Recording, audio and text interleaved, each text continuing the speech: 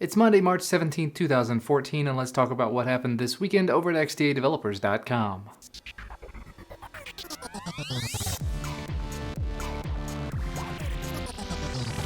First up is a bit of an update to a story we talked about on Friday. We mentioned a couple of different Samsung Galaxy S4s were receiving updates to Android 4.4.2 as of last week. One of those was the Rogers Canada variant, and we mentioned that the Rogers variant could be used on a lot of other ones, including Bell Canada. Well, as of this weekend, Bell Canada officially started receiving their over-the-air update for the Galaxy S4. You can find a link to the forum thread where you can pull this down if you don't want to wait to receive it on your device in the portal post, which I'll link to in the video description, or you can just rampantly mash that software update button and just see if you get yours and if you get lucky. And honestly, most of the rest of the video could earn the title Blast from the Past, as it were, because there were quite a few builds that made the front page this weekend talking about devices from, let's say, 2010 or so, receiving KitKat. First up, the HTC Desire Z received a port of CyanogenMod 11 as of this weekend, or maybe a little before that, obviously. This is thanks to XDA-recognized developer Flinny, and it should still be considered alpha, as I would anticipate most of these are going to be. But the list of working things is getting longer by the release. You can find the changelog and the download links and everything through the forum thread. Additionally, the Motorola Milestone 2 received a build of KitKat, and that's thanks to XDA senior member, I'm gonna say Z-Chop, but I'm probably pronouncing that wrong, building on the work of several other people. This one is based on an unofficial CM11 build as well, and what I find really interesting about this one is really just a personal thing. The Milestone 2 is a very similar device to the Motorola Droid X, which was actually my first Android phone. In the US, the Milestone 2, I believe, was known as the Droid 2, and they shared some similar roots and actually some similar root methodologies. So very cool to see that still being supported. I would love to see the original Droid X still being supported, but I don't think my original Droid X still works. I look over there because it's in a box on the shelf and I don't think it works anymore. And additionally, as of this weekend, or possibly a little bit before, the Sony Ericsson Xperia X10 officially received an unofficial version of KitKat, thanks to XDA senior member TOF37, and again, building on top of CM11, which is thanks in large part to the whole FXP crew, the Free Xperia crew. So definitely very cool to see all of these updates coming for these older devices. Realistically, not sure how many of you out there are still using devices from this era, but if you are,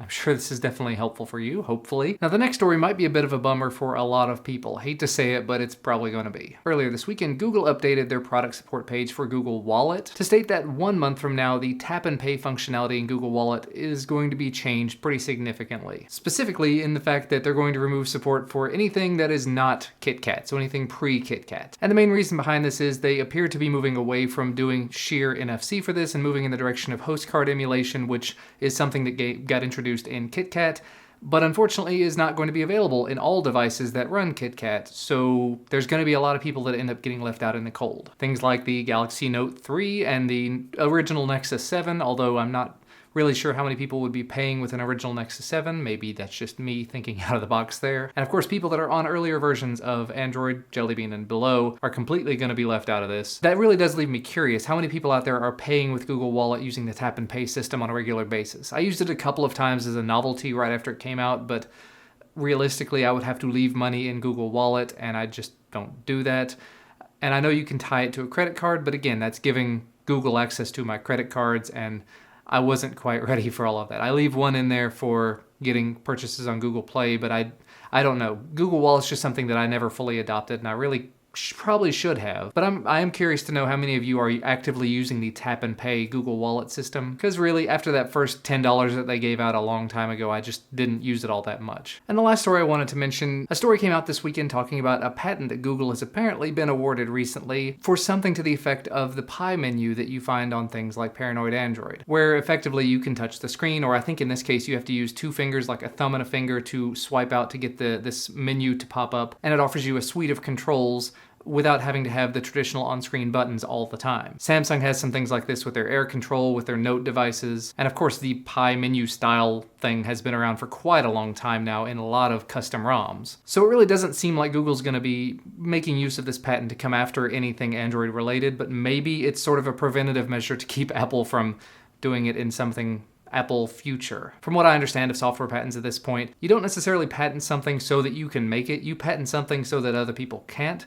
And while the grand majority of this is to stop innovation, in this case it might be to stop someone else from stopping innovation. Because as long as Google doesn't litigate about it, somebody else can't come along and say, we made it first and you can't make it now. So I guess in the right hands, patents can be a good thing, but at the same time, I guess it's just more of a matter of keeping it out of the wrong hands. So I guess I'm just curious to see what you think about this patent that Google's gotten. Are they trying to do it to prevent somebody like Apple from putting it into OS?